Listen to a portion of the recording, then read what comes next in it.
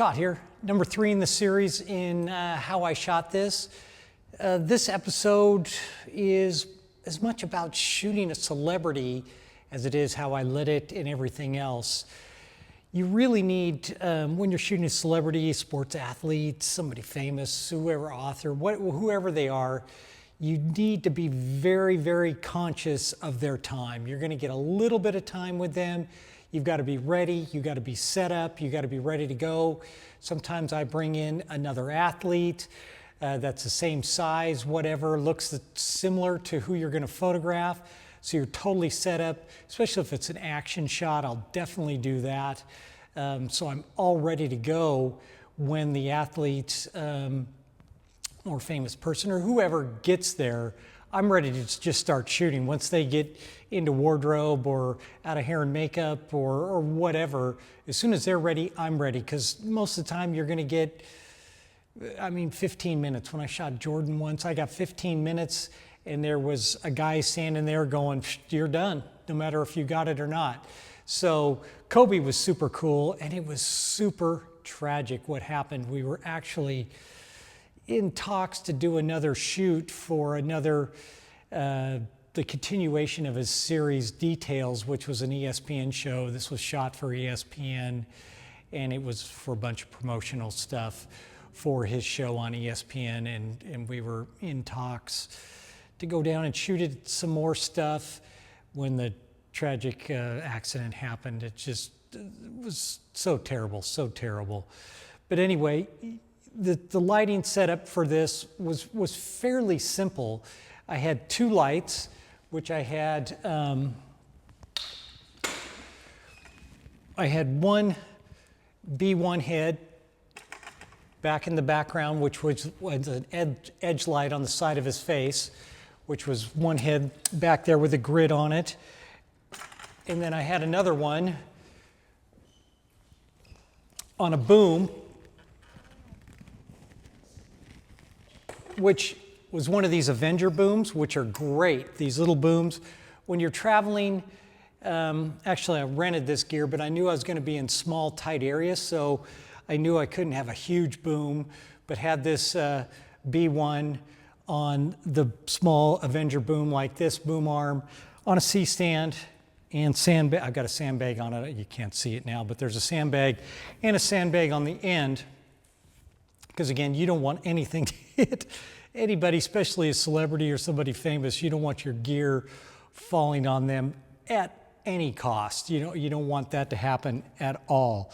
So it was just 2 lights, very simple setup, and a black background. I've got my black seamless setup back there.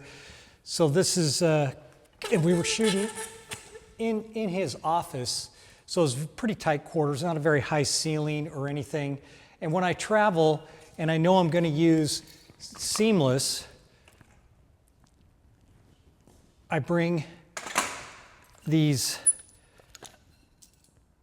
dowels I've got cut. They're about, 18, 20 inches I've cut, and I use super clamps right here, and I just put a little bit in here, hook this thing down, put it on the C-stand, lock it in, and that way I don't have to carry some 9-foot pole or 10-foot pole that I've got to slide through the seamless. I use these 2 little blocks,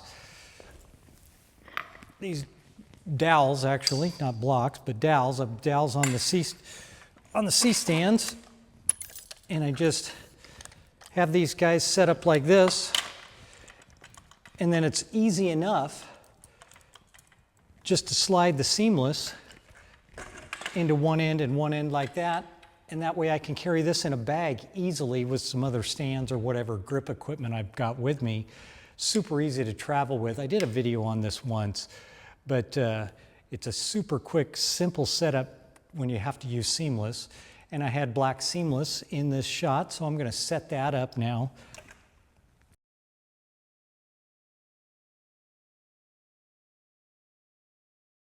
And you always have to have some A-clamps and gaffer tape with you, and super clamps, which we're already using. Those are kind of a must to have on set. You never know what you're going to need to clamp or tape or whatever. So now I've got my main key light up above here. right there, and then I've got my edge light working back there. So edge light, key light right there, black background back there, which is very crooked.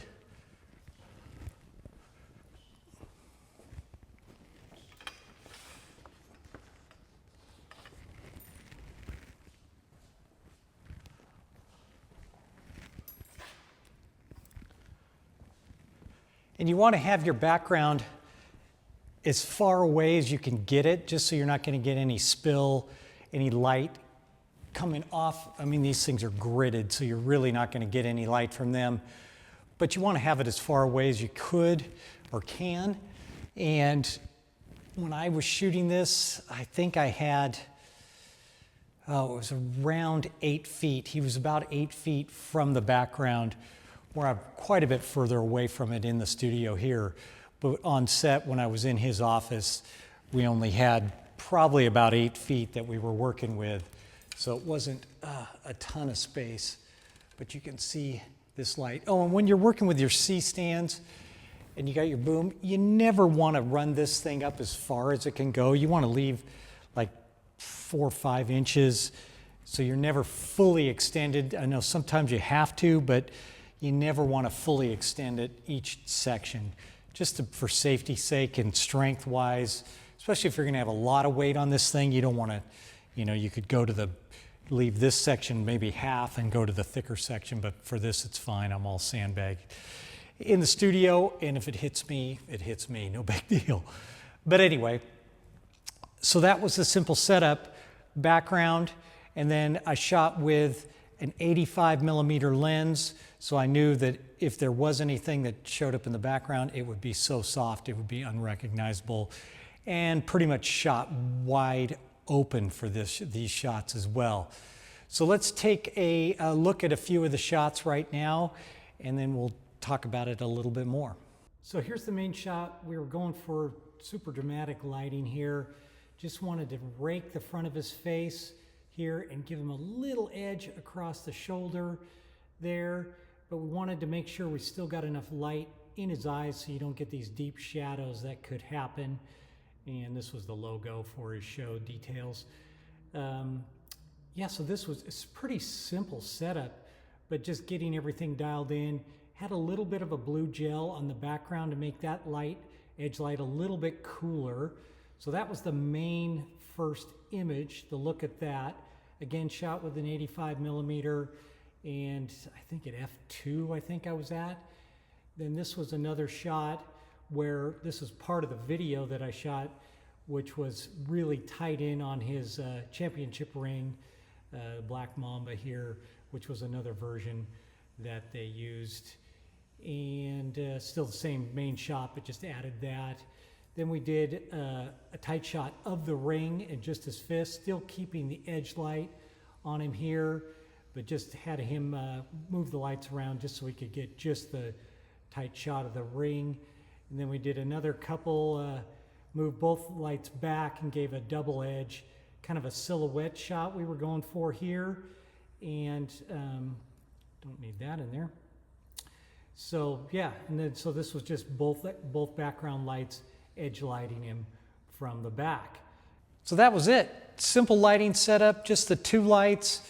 Here's a little cheesy little diagram that kind of shows you the setup, but it's super simple. In this I can't really give you the distances the lights were away from the subject, because that's always going to be determined on how big the person is, how tall they are, what kind of distance you've got in the room you can work with. And then your power settings will be determined on, skin tone and all that kind of stuff. So this just gets you in the ballpark to get this type of look. Again, 30-degree grids on the lights. Yeah, that was pretty simple. And Kobe was a super cool guy. He was there most of the day hanging around. They did the video shoot later in the evening, which I wasn't really part of. I shot stills on that, but the video part I did was on the ring, tight shots of the ring. But Kobe, super cool dude. So sad what happened. But anyway, that was number 3 in the series. Questions, comments, leave them below. And always, I appreciate you watching. Until next time, I am out.